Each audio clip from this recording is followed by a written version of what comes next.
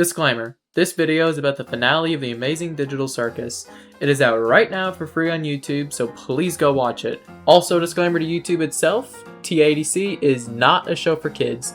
It has swearing, violence, guns, and darker existential horror themes that is not suitable for children. Also, if I get anything lore-wise wrong, it's because I only watched it once at the theater, and I'm currently writing this before the YouTube release, so unless I wanted to waste my money on a ticket of a film I already watched, I can't really watch it again, so just bear with me. Now let's get on with the video.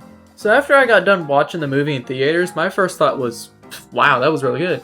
It's easily one of the best episodes from the series, and I didn't expect everything to be answered, of course. It's a mysterious show that's mainly focused on the characters. Now, I'm not going to say it was perfect. There is no perfect media. Art is subjective, and I for sure noticed some flaws, like a couple times the writing was a little wonky, or the extremely fast pacing dragging down some scenes, but there were some complaints I've seen that I didn't really agree with, and I wanted to sit here and defend the show's finale. I mean, what do I got to lose? It's not like anyone watches my videos anyways. So first, fast mini review. Use the chapters below if you don't want to hear it. There will be a TLDR there as well. So, I thought it was great. The animation, voice acting was great as usual. You know, that's just a given with glitched productions in general. The emotional scenes was very well done, and even theories I didn't like, I thought Gooseworx wrote okay. Those being the Soma theory and Caine's return. But my number one complaint was the fact that the hour-long episode should have been an hour and a half to 2 hours long. They tried to stuff too many events and character arcs in just a short amount of time. At the same time, because of the crappy pacing, it felt like some characters just got curved at the side, those being Ragatha and my goat Kinger. Caine's redemption arc could have been a bit better with some more time too. I felt like he realized what he did was wrong way too fast and the cast forgave him way too easily. Now for him coming back, when I said I wouldn't like that he would come back, we'll get to that later in the video. So, TLDR, animation, voice performance was great. Pacing was garbage, which makes some moments and character arcs worse. Now with the mini review over with, time for my defense for the finale. I will take some critiques with a show that I found on Reddit and explain why I personally don't agree with them. No hate to the people with these critiques either. They are entitled to their opinion, and so am I. It's just my defense to the show and explaining why I respectfully disagree. Let's get started. Characters being brain scans is boring. I kind of thought the same too when I heard the theory, but really it fits the message of the show. That being, there is meaning to be found in a stagnant life. Having to live in a digital world where you can't die in for the rest of your life is pretty darn stagnant. If you pay attention to the earlier episodes, they were setting it up for Soma theory. I've only known you like this. Will it be the same when it's real? It always was real. Everything we felt, everything we've done, everything we are. It'll never leave us, and I wouldn't have it any other way. As much as I would have liked to see the stasis pod theory coming true, I have to admit this is the best possible route for the show, and it still fits well. Oh, but who cares? They're just files in a computer. They're not real people. You got attached to these files in a computer before the Soma theory was revealed to be canon, and you can also probably get attached to robot characters who I'd argue are even less human. And besides, you've most surely heard of I think, therefore I am. I mean, they're literally brain scans of a human brain. Maybe not human in the sense of biologically, but they're still like a living thing, kind of. On another note, again, I used to not like Soma, and even though it was kind of rushed, I like how they went with it. The Soma theory usually implies that CNA was the ones that made the clones, as some kind of test or digital afterlife, when in reality, they were just testing brain scan technology, and the AI they was working on was just Caine just found the files and decided to do stuff with them. The whole reason that the brain scans are alive is literally because Caine was just bored. And honestly, I think that makes me like the brain scan route a little bit more. The cast didn't react heavily enough to being told they were clones. I've seen this one a couple of times, and I just wanted to say, did we watch the same film? If you said that scene was too fast, I'd agree. The pacing was garbage, it was crap, but yeah, I would agree with that, but they were devastated. They all immediately started crying. Jax is crashing out, Zooble is just frozen. No one took it lightly. And Ragatha herself was even saying she started to think she wasn't real after some time and was still crying. I really don't know what to tell you. Maybe you need a rewatch? Jax shouldn't have been upset about the news that he wasn't real. He already had a philosophy of everyone being a cartoon character. Counter argument. Episode 8. Circus name was Scratch. That man was a genius. Wait, Caine was pretty rough around the edges, though. I wasn't quite on Scratch's level of thinking outside the box, but it was good groundwork for something the rest of the team could wrap their heads around. wait, I should go distract Caine so he doesn't listen in on this. Oh my god. This is real. And there's also the fact that if you go back to see that original scene, he was also worried for his real life self, because everything in his mind is still saying that he killed his mother. I'm recording this while editing. I just wanted to put in another point that I used to agree with, but now I think I disagree with after hearing some opinions on it. And that is that nobody really talks to each other all that much.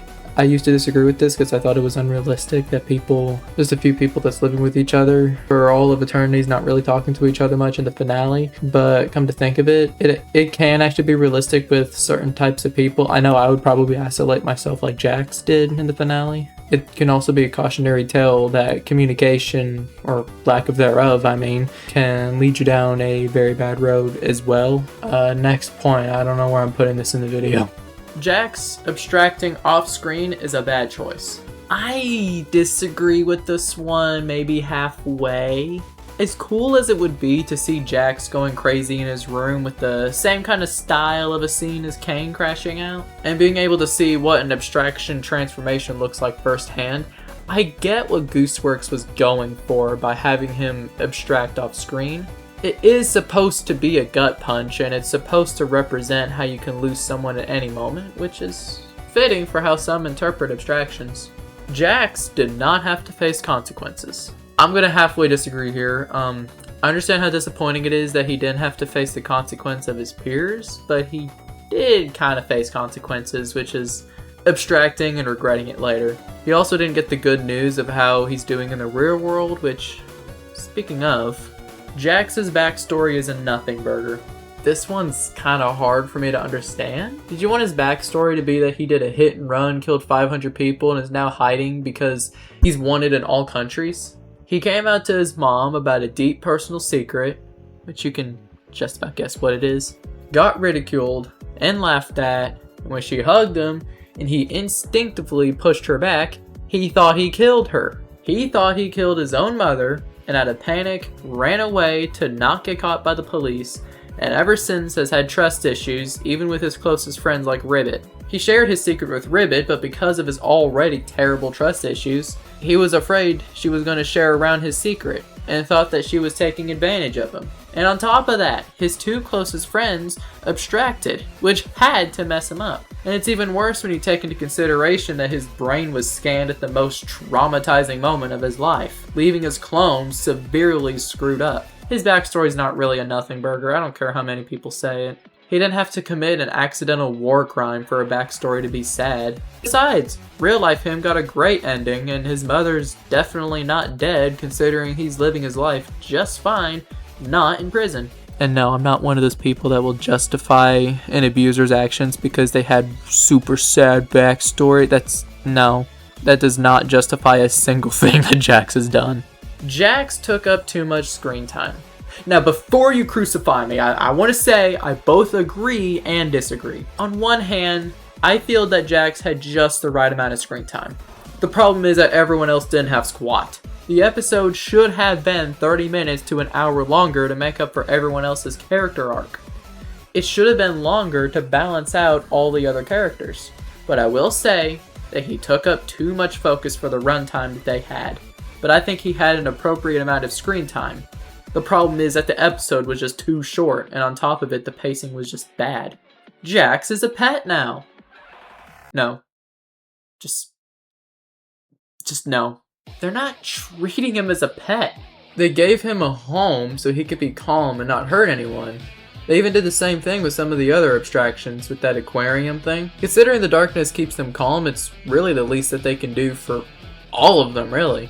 They aren't gonna go in there and give Jax a bone or something. Like, I don't know what to tell you. The memes are kind of funny though, I won't lie. They're kind of funny. Jax should have got a redemption arc and not abstract. As nice as it would be, genuinely, how was he supposed to recover? He has insane trust issues and doesn't want anyone close. Jax is the literal definition of you can't save someone who doesn't want to be saved. There was no way they could save Jax, and it was known since episode 7 that he was fully capable of abstracting, and was most likely to out of everybody. Would it have been nice if he was redeemed? Of course, but if we're being honest, if Jax ended being redeemed and started being a better person, people would have complained anyway. The fate of Jax was a losing situation no matter what happened, because Twitter and Reddit is just gonna be Twitter and Reddit. Besides, because he didn't redeem himself doesn't mean there's still not a message to him. Jax is a character you would call a cautionary tale. A character in a cautionary tale is somebody with terrible traits and terrible behavior who does not redeem himself nor win in the end. As a matter of fact, they usually lose, like pretty hard. There's supposed to be a what not to do, and one of the main what not to do's in this case was to not reject people's help when you need it most, because it leads you down a destructive, terrible road. Caine should not have gotten the redemption arc. Yes, Caine did much worse things in the show than Jax, like emotionally exhausting people, indirectly causing abstractions, and even torturing them in episode 8 in an attempt to put them in their place. That is much worse than what Jax has done. But do you want to know the difference between Caine and Jax? One of them wanted to change for the better. They both had the choice to be better. They both had the choice to be dead. And Caine was the only one to make that choice to stay alive and improve as a person. All Jax had to do was to just not run off and abstract and help out everyone during the rough times of the decaying circus. Caine was dead and was fighting to come back just to get a second chance to improve as a person and give the cast better living conditions. They both had the decision to redeem themselves. Frankly, it just shows their character, seeing which one decided to redeem themselves and which one decided to die. It's lazy and impossible for Caine to come back. Okay, there's something I'm gonna have to teach about computers. Actually, no. It is not impossible for something to be deleted and then be recovered. From what I picked up on the show, the void is supposed to represent empty space on a hard drive. Do you want to know where deleted data goes? It doesn't vanish. It's still on your computer in that empty space. That's how sometimes you can recover something from a hard drive if you try to recover it in a short amount of time. The only way for something to be truly deleted and gone forever is for the old deleted data to be overwritten by new data. Deleted data is just simply ignored by your computer. It's classified as free space to be eaten up, so it's entirely possible for Caine to come back. Funny enough, it's why viruses are so hard to get rid of, because when you delete some viruses, it's still technically on your computer, and some are advanced enough to completely survive being deleted, even through a factory reset. So it's entirely plausible that an advanced AI that has full range of a computer can survive a full-on deletion. Now for the lazy writing part. That's kind of what I said in my Caine video essay. I said it'd be poor writing to bring him back, but if I'm being honest, it was good? I'm still not entirely sure if it was good writing, but I kind of liked it. I mean, it could have been better if, you guessed it, longer runtime. Caine pondering on why what he did was wrong and learning why humans are upset after learning about the real world and real lives. He decided to do things for the better, and I really like that. He immediately after coming back apologized and made the adventures open at all times, letting them do what they want. Him getting rid of the blue AI so it can be free was also good of him. Yes, the blue AI was better and more advanced, so Caine departing with it made him immensely weaker. But it's a way to let the blue AI free after absorbing him against his will, and then he tries to also get down on the humans' level. He hangs out with them, plays with them, eats with them, and is genuinely interested in what they do in their day-to-day lives. Call it fan service, probably because it is, but I genuinely enjoyed it, and wasn't expecting that kind of approach with Caine coming back.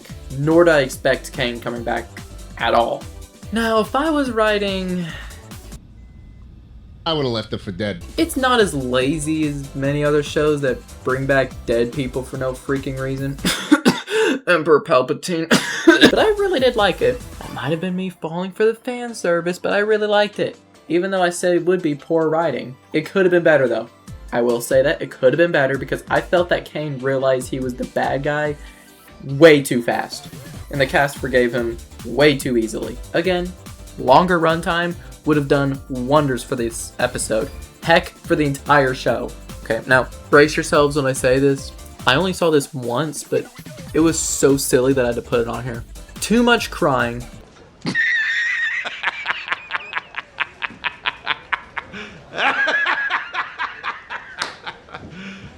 You serious? Yeah, sad stories usually tend to have crying. Like, imagine being told that you're a clone of yourself in a digital game after trying to escape for so many years. Like, yeah, they're gonna cry. You'd be crying, I'd be crying, literally everyone would be crying. Like, yeah, people tend to cry in sad stories. It's like saying there's too much screaming in a horror movie, or there's too much romance in a love story, or that there's too many jokes in a comedy. I don't think that many people said this. This was just... I wanted to put it on here. Just, I don't know, sue me. Actually don't. I don't have money for a lawyer. Just forget it. Too many things left up to interpretation. This one, I think, is just a matter of this show not being everyone's thing. There's a ton of people crapping on the Backrooms movie for the same reason. Man, I gotta watch that sometime. That looks good. I saw so many bad reviews for this movie, and the main ones being it was too confusing or it doesn't answer any questions. The point of the Backrooms, though, is the mystery and symbolism. Now, the symbolism isn't the most craziest thing ever. I think they're pretty easy to guess. Like, I've seen people wondering what this door is. It is completely boarded up, but if you check the other doors, it's scenarios of what Jax thinks will happen, depending on which character abstracts. The doors that Pomni saw had Ragatha, Gangle, and Zooble all abstract. Considering that Jax was very close to Pomni and he really cared for her, the door is probably the scenario if Pomni was to abstract. It's boarded up because it's too much for Jax to dwell on. That's why the multiple Jaxes playing cards told the door to shut up when some noise came out of it. They don't want to ponder on that. And there was this scene that kind of broke every subreddit. There's like straight up people that deny that Jax's personal secret has something to do with sexual orientation or gender or cross-dressing, etc. Ribbit understanding what Jax said by telling his mother a deep personal secret, and then she puts the bow on his head, and my man sitting there enjoying it, and the fact that the creator Gooseworx is a trans woman, the implications are as subtle as a truck, but that's besides the point. The thing that people complain about the most is that Jax didn't outright say what the secret was, which caused confusion in the fanbase. The thing is, though, is that it's in character for him to not share, as he doesn't like to be vulnerable. But also leaving it up to interpretation was the best thing to do. It helps more people relate to Jax's story that may be non-binary or a femboy instead, or just straight up a guy that likes girl things and vice versa. Pretty much what I wanted to say is that the answers aren't going to be spoon-fed to you in all media. There's some stories where you have to actually fish out the answers yourself, which is what this show and many others like the Backrooms are going for. Which, if I'm being honest, I think most of the fan base has like zero media literacy to begin with, but that's another conversation. Gooseworx didn't do a good job at telling the message there's meaning to be found in a stagnant life. I would argue otherwise. A life where you're just a scan of someone's brain in a limited digital video game where you can't truly die or escape is pretty stagnant. The entire movie, that didn't focus on Jax anyway, was everyone coming to terms with their new lifestyle. Once they started accepting who they were and their new stagnant lives, they were finding meaning in their digital world. They found out how to live on, how to have fun, and to be there for people. They found meaning in their life. Their stagnant life. She got her message across just fine. The ending was not bittersweet. The ending was bittersweet. They were happy after finding meaning in their lives. They saw that their real selves are doing just fine, making their mark in the world. And yeah, some things happened, like the cast not being able to leave in the end, and a beloved character abstracting, so there being happiness and sadness at the same time of the ending is the very definition of a bittersweet ending. Okay, I've defended this show quite a bit so far. I don't want to seem like I'm glazing, because there are complaints of mine and other people's that we have that I feel are very fair. and I want to talk about them. Man, you'll never guess what I'm about to say, but honestly, I kind of think that the pacing was garbage. Genuinely loved the finale, but oh my gosh. It was a 2-hour film forced to be in 1 hour, and it dragged down so many scenes because of it. It really should have been longer, or maybe just have another episode or two, but anyways.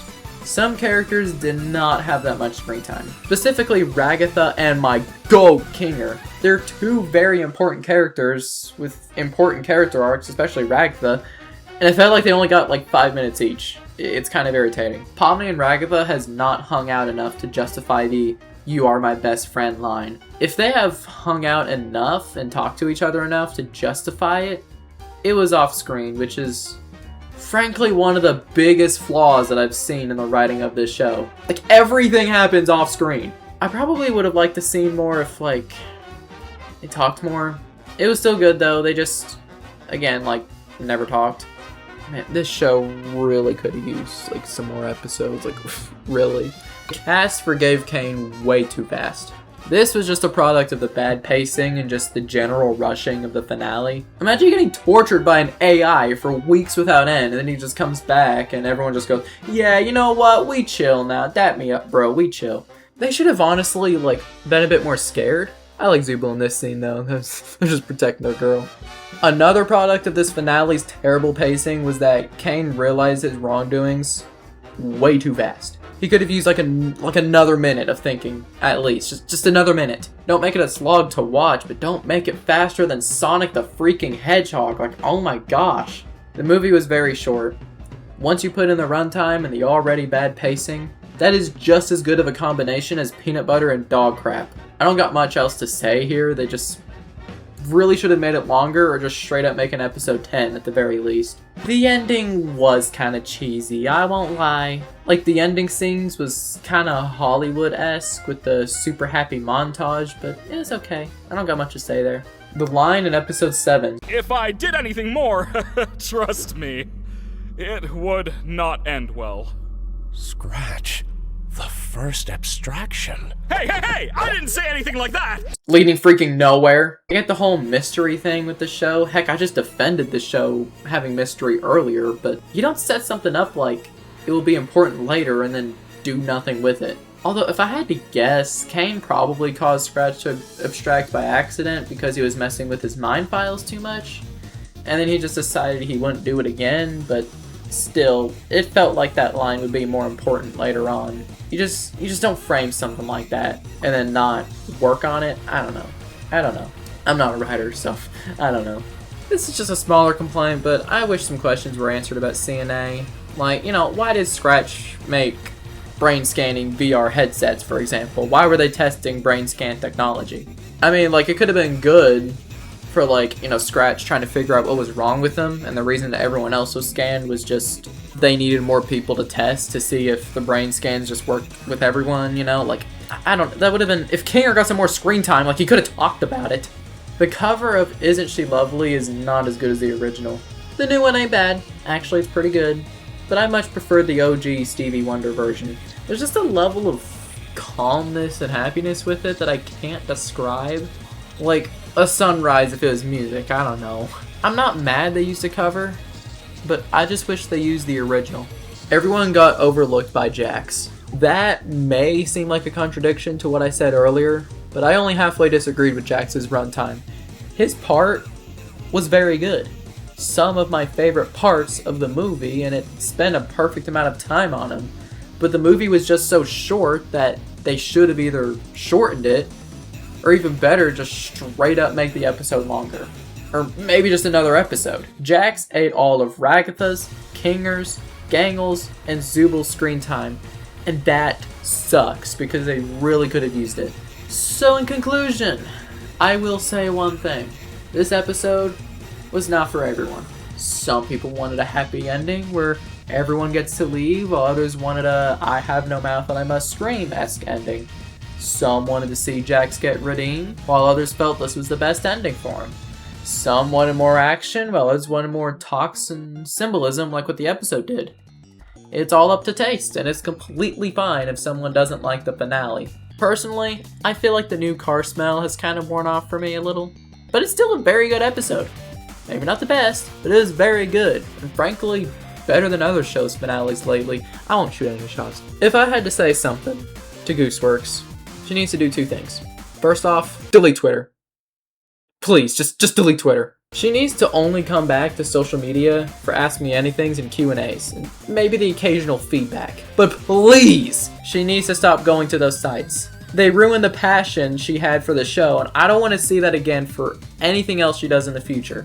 Secondly, she really needs to get a co-writer. A co-writer can fix up mistakes in writing or suggest things to make the show better. Gooseworx is already a pretty talented artist just in general. 2D animation, composing, directing, and amazing concepts for stories. And she's already pretty good at writing for a first-time big show with a big company. But if she could get a co-writer, they could fix up some of the mistakes that could possibly come in the future. It's the same criticism that I would give Scott Cawthon. He has amazing concepts and ideas, just pure brilliance, but man, his writing could just be a little bit better. For example, I loved the FNAF movies. Loved them. But I even got to admit that they could be so much better. They could be a lot better.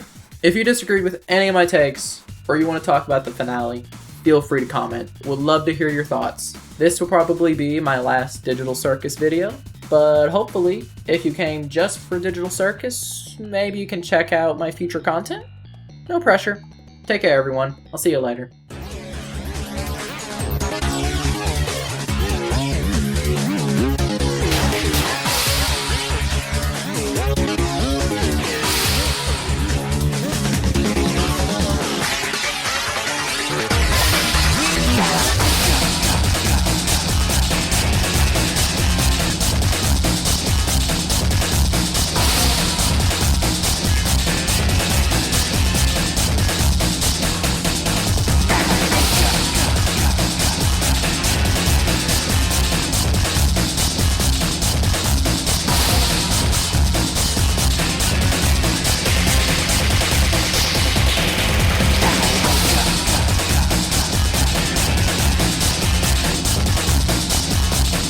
They gave